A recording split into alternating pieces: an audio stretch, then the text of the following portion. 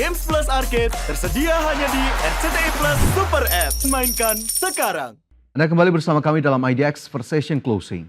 Pemirsa, Otoritas Jasa Keuangan memastikan sektor jasa keuangan nasional tetap terjaga stabil di tengah peningkatan risiko geopolitik global yang disebabkan oleh adanya ketidakstabilan politik di beberapa negara, terutama Asia, Eropa, dan Timur Tengah. Selain itu, kemenangan Donald Trump sebagai Presiden Amerika Serikat disebut OJK berpotensi meningkatkan tensi perang dagang.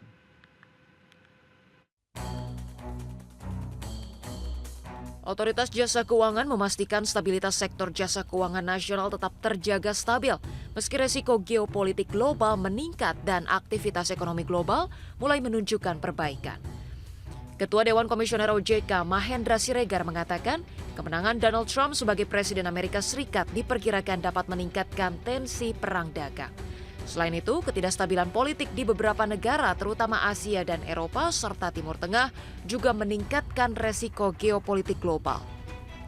Menilai stabilitas sektor jasa keuangan terjaga stabil di tengah meningkatnya risiko geopolitik dan perbaikan aktivitas perekonomian global. Kemenangan Presiden terpilih Trump dan Partai Republik di Amerika Serikat diperkirakan akan meningkatkan tensi perang dagang. Selain itu, ketidakstabilan geopolitik di beberapa negara, terutama di Asia dan Eropa serta Timur Tengah, dan secara khusus di Ukraina, juga meningkatkan risiko geopolitik itu sendiri. Selain sektor jasa keuangan, OJK juga menyebut pertumbuhan perekonomian domestik masih tetap terjaga. Ketua Dewan Komisioner OJK mengatakan pertumbuhan ekonomi Indonesia masih stabil hingga kuartal 3 2024, di mana pertumbuhan tercatat di angka 4,95%. Di samping itu, OJK juga menyebut neraca pembayaran Indonesia di triwulan 3 2024 masih tercatat surplus. Hal tersebut menandakan ketahanan eksternal pertumbuhan ekonomi domestik yang stabil. Tim Liputan IDX Channel.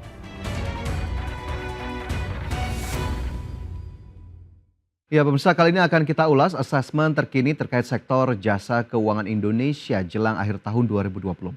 Ketua Dewan Komisioner OJK Mahendra Siregar mengatakan di tengah perkembangan saat ini kinerja perekonomian global secara umum masih lebih baik dibandingkan ekspektasi di mayoritas negara-negara utama yang ditandai dengan indikator pasar tenaga kerja dan permintaan domestik Amerika Serikat yang kembali menguat. Ya, di sisi lain pemirsa, kinerja sektor produksi Tiongkok kembali meningkat meskipun tekanan terhadap demand atau permintaan berlanjut serta indikator ekonomi Eropa juga cenderung membaik. Perkembangan itu mendorong Bank Sentral Global diperkirakan akan lebih berhati-hati dalam melonggarkan kebijakan moneternya sehingga ekspektasi terminal rate suku bunga kebijakan akan meningkat. Kemudian dari sisi domestik, kinerja perekonomian disebut Otoritas Jasa Keuangan masih terjaga stabil dengan pertumbuhan ekonomi di kuartal 3 2024 sebesar 4,95% dan pertumbuhan secara kumulatif sebesar 5,03%. Sehingga pertumbuhan keseluruhan tahun 2024 disebut OJK ini dapat dipertahankan di atas angka 5%. Lebih lanjut, OJK juga akan terus mencermati perkembangan terkini dan dampaknya terhadap sektor jasa keuangan domestik serta melakukan forward-looking assessment atas kinerja sektor jasa keuangan. Hal itu disebabkan masih tingginya geopolitik dan potensi dampak proteksionisme perdagangan yang akan dijalankan oleh pemerintahan Trump. OJK pun meminta lembaga jasa keuangan agar terus mewaspadai risiko ke depan dan memiliki langkah mitigasi risiko yang juga memadai. Selain itu, OJK memperkuat komitmen untuk terus menjalin dan memperkuat kerjasama bilateral. Ya, pemirsa, terkait dengan asesmen terkini sektor jasa keuangan Indonesia, kita lihat dari industri ataupun sektor perbankan, di mana perbankan kembali menunjukkan capaian positif dari sisi penyaluran kredit hingga Oktober 2024. Lantas seberapa besar kredit yang disalurkan dan berapa persen pertumbuhannya? Berikut informasi selengkapnya. Otoritas Jasa Keuangan melaporkan pada Oktober 2024, kredit perbankan tumbuh sebesar 10,92% secara year on year atau menjadi 7.657 triliun rupiah. Sejalan dengan pertumbuhan kredit, dana pihak ketiga juga mengalami pertumbuhan positif meski melambat dibandingkan bulan sebelumnya. DPK tercatat tumbuh sebesar 6,74% secara year on year menjadi 8.751 triliun rupiah. Kinerja intermediasi perbankan masih tumbuh positif dengan profil risiko yang terjaga pada Oktober 2024. Pertumbuhan kredit masih melanjutkan double digit growth sebesar 10,92% year on year, di mana September yang lalu tercatat sebesar 10,85%, menjadi sebesar 7.656,90 triliun. Di sisi lain, dana pihak ketiga atau DPK perbankan tercatat tumbuh sebesar 6,74% year on year. Pada September lalu tercatat sebesar 7,04% year on year, menjadi 8.751,16 triliun. Dengan tabungan menjadi kontributor pertumbuhan terbesar. Sementara itu terkait kualitas kredit, OJK menyatakan kualitas kredit tetap terjaga dengan rasio NPL gross perbankan sebesar 2,2% dan NPL net sebesar 0,77%. Kemudian dari sisi rasio loan at risk menunjukkan tren penurunan menjadi sebesar 9,94%. Tim Liputan IDX Channel. Ya, selain dari sisi penyaluran kredit, pertumbuhan DPK, kemudian juga dari sisi NPL, kinerja industri perbankan Indonesia pada Oktober 2024, jika dilihat dari tingkat profitabilitas bank atau ROA meningkat menjadi 2,73% dan permodalan atau capital adequacy ratio atau CAR perbankan yang tinggi sebesar 27,07%. Hal tersebut menunjukkan kinerja industri perbankan tetap resilient dan stabil. Sementara itu dari sisi likuiditas, industri perbankan pada Oktober 2024 juga dinilai memadai dengan rasio alat liquid per non-core deposit dan alat liquid per dana pihak ketiga masing-masing sebesar 111,64 dan juga 25,58%. Jauh di atas threshold masing-masing sebesar 50% dan juga 10%. Sementara itu OJK menyampaikan pada Oktober 2024 penyaluran kredit terutama dari sisi UMKM ini hanya tumbuh sebesar 4,75% secara year on year. Hal ini justru mendatangkan kekhawatiran bagi OJK di mana OJK pun menyatakan akan mengeluarkan peraturan untuk memudahkan akses pembiayaan untuk bisnis UMKM. OJK mengatakan salah satu amanat dari Undang-Undang P2SK yakni mengeluarkan peraturan OJK atau POJK yang mengatur kemudahan akses pembiayaan UMKM baik melalui bank atau lembaga jasa keuangan non-bank melalui skema khusus.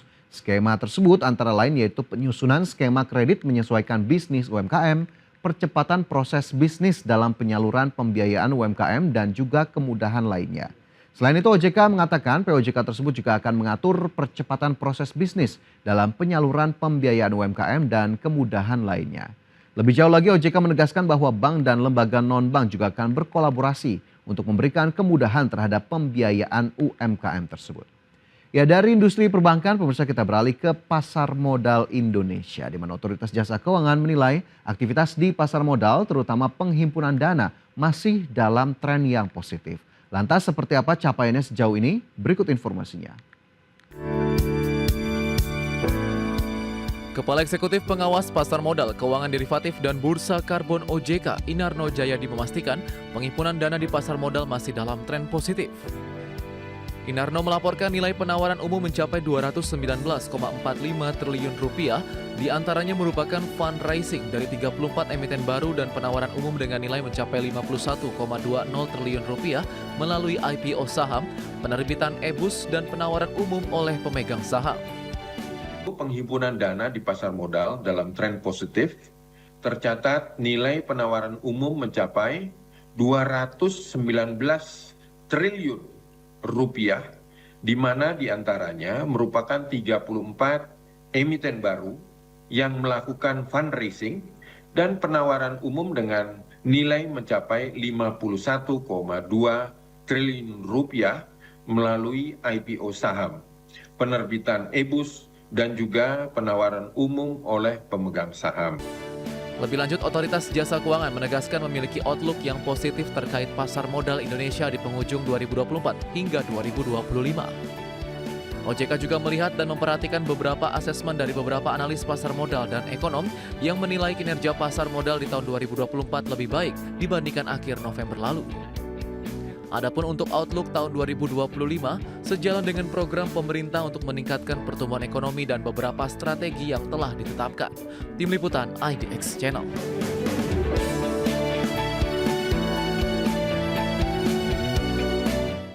Ya, terkait pasar modal Indonesia, pemirsa Otoritas Jasa Keuangan mencatat sampai November 2024 masih ada 133 perusahaan yang masuk daftar antrean atau pipeline penawaran umum di pasar modal domestik dengan perkiraan nilai indikatif 58,34 triliun rupiah. Ya, berdasarkan data OJK, pipeline penawaran umum tersebut meliputi rencana penawaran umum perdana saham oleh 97 perusahaan, 7 penawaran umum terbatas, 8 efek bersifat utang dan juga sukuk, serta 21 penawaran umum berkelanjutan EBUS tahap 1, 2, dan seterusnya.